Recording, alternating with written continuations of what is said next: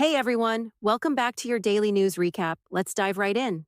Our first story today comes straight out of the world of psychological operations, and it's something you might not expect. U.S. Central Command, or CENTCOM, and the Pentagon have remained tight-lipped about a report suggesting they ran a series of ads on Tinder in Lebanon. Yes, you heard that right, Tinder. The ads, as first reported by Lebanese journalist Seamus Malek and later picked up by the Washington Post, targeted men in Lebanon. These ads warned against taking up arms against the United States or its partners, particularly Israel, amidst rising tensions with Iran and its proxies in the region. The messages were clear and direct, warning potential adversaries that CENTCOM was prepared to use military force, including F-16 and A-10 aircraft already stationed in the region.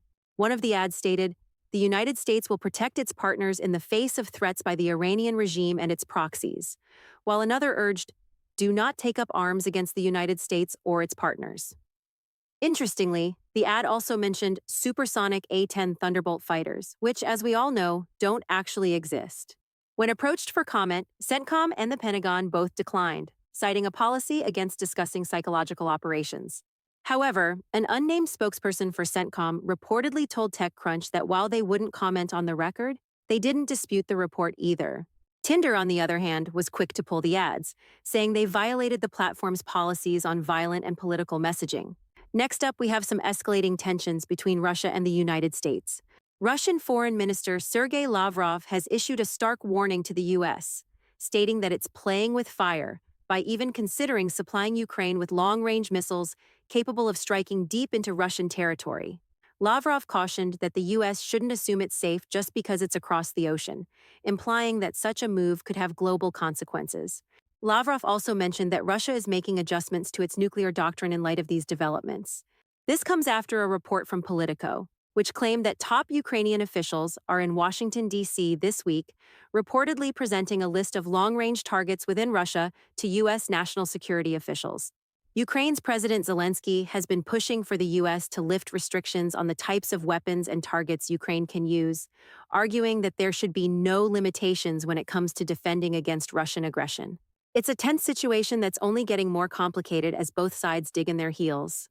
In Las Vegas, a jury has found former Clark County Public Administrator Robert Tellis guilty of first-degree murder in the killing of investigative journalist Jeff German.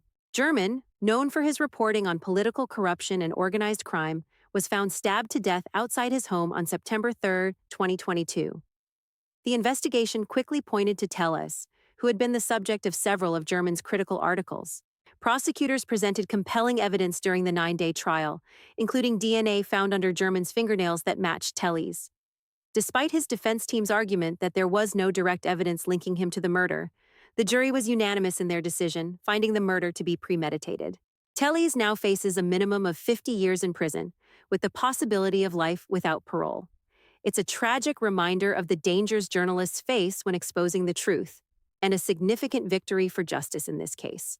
In other news, former President Donald Trump has made headlines once again, this time with a bold warning to Meta CEO Mark Zuckerberg.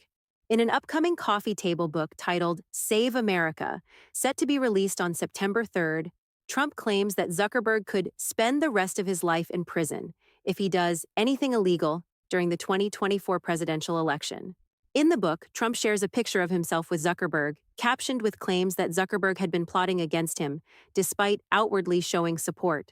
Trump has previously warned that he would go after election fraudsters if re-elected, and this statement appears to be a continuation of that rhetoric.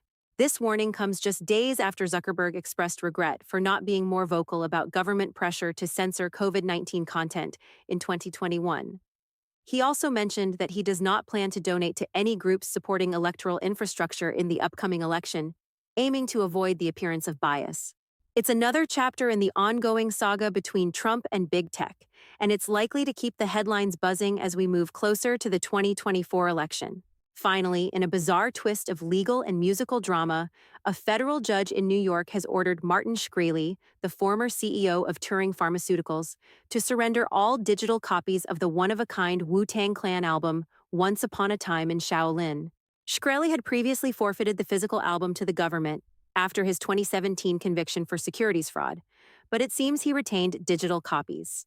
The album's current owner, Pleaserdeo, which purchased it for $4.75 million, accused Shkreli of streaming the album online.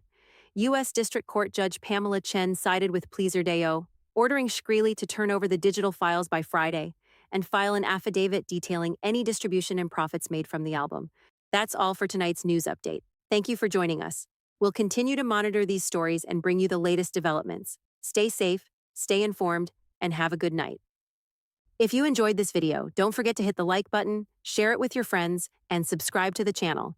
And don't forget to turn on the notification bell so you never miss an update.